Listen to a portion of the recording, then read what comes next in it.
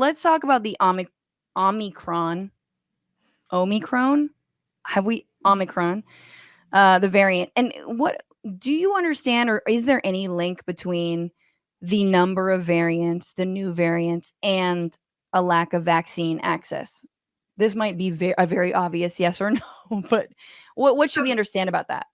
So at the TRIPS Council meeting that happened last week, delegates, I think it was the South African delegate who basically said, we told you this was going to happen. We told you that if the entire world isn't vaccinated, the virus is going to spread uncontrolled. And we know that when it replicates uncontrolled, this leads to new variants. And we told you this was going to happen. And they have been warning about it for a long time, well before this new variant.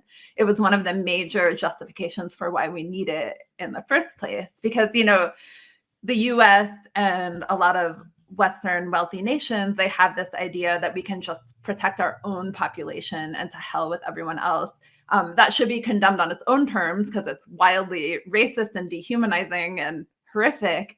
And also, it's just not even true. This really is an example of how we are all interconnected. And, a lot of activists who work on this issue say that no one is safe until everyone's safe. And that really is true.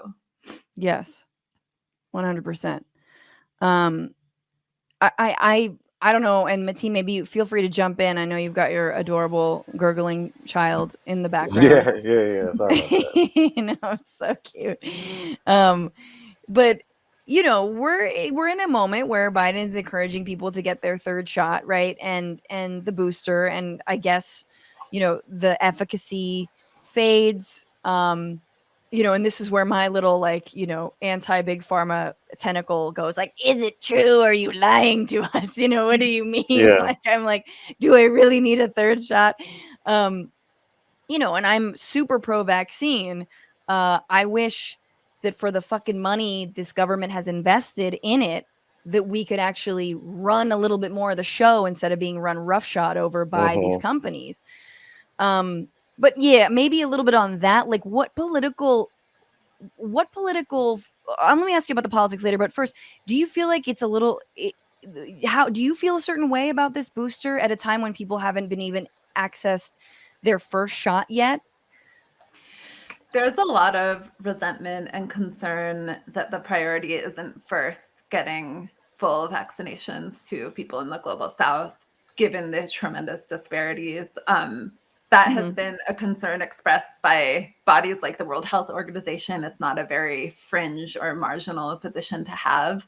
And it just really shows the incredible disparities and inequality. It's just pretty tremendous. There are places where the vast majority of people haven't been vaccinated. And if, you could just look at a map of that overlaid with histories of colonialism and pillaging, and it's like pillaging and it's just a different, it's this medium that's changing.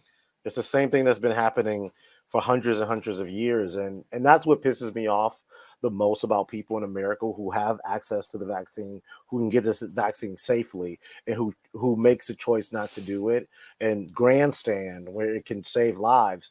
And I had a friend that was stuck in Vietnam, and there's people in Vietnam who would kill to be able to get the vaccine. There's people in South Africa that would kill to get the vaccine. And here we are. We can go to a kiosk in a drugstore and get it. And there's still people in this country that's like, my freedom. We're so selfish. We're so selfish because it's always my, and not what we can do. And big pharma, like there shouldn't be patents when it comes to something that is globally affecting everyone. Yep. You should be able to just give it out to everybody. Like, how much money do you need? Serious. And the travel bans are so fucking stupid and racist and like as is, like just on the face of it. But even if you agreed with some of the travel bans, they don't ban American citizens returning from travel, meaning they're just like, no.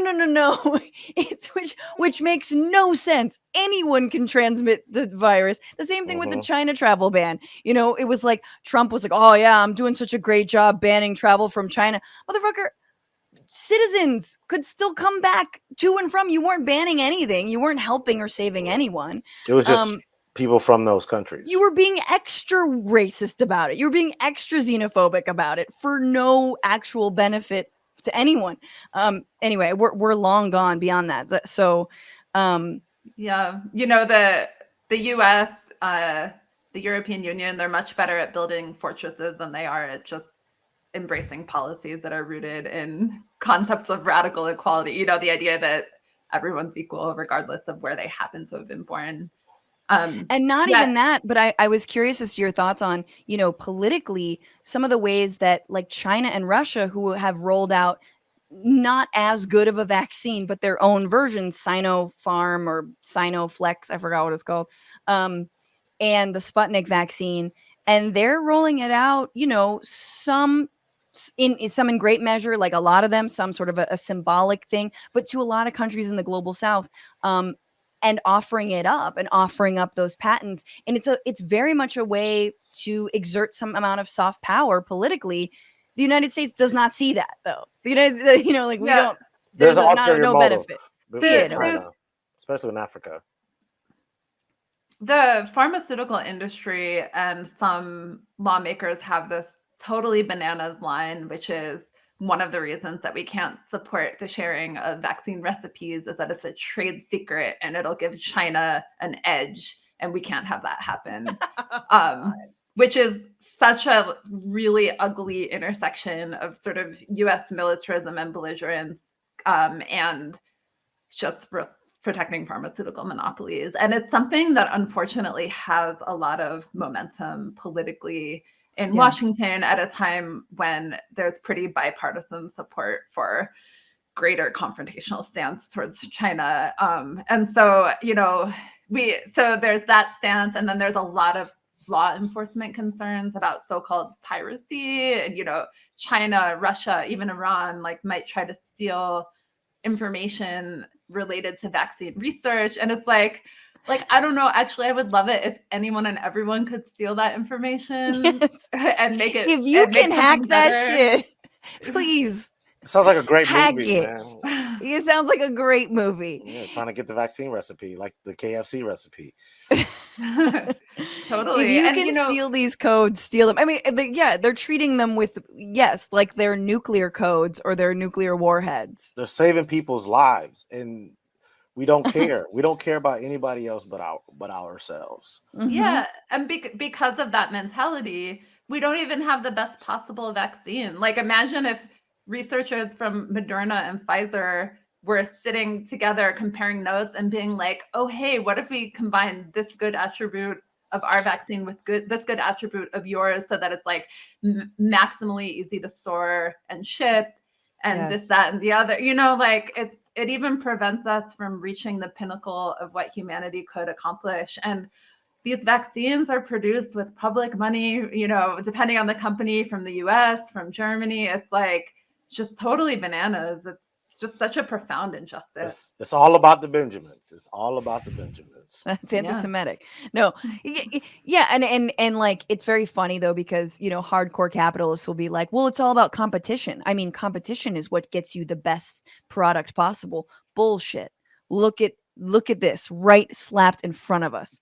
Look at the way that capitalism is fucking up saving the world right now. Because it isn't about competition. It isn't about holding out. Oh, yeah. Well, you know, if you don't want to die, you'll just choose the best vaccine. It's simple. It's a power of choice under capitalism. Fuck you. Look at how it's all fallen apart. I'm sorry. I'm very mad. And yeah, keep going. Oh, well, it's totally outrageous. And that line, so a lot of pharmaceutical companies and a lot of industry trade groups have used this line that's like, well, hey, if you take away our intellectual property protections now, we won't invest the way that we did for this vaccine to create the next innovation.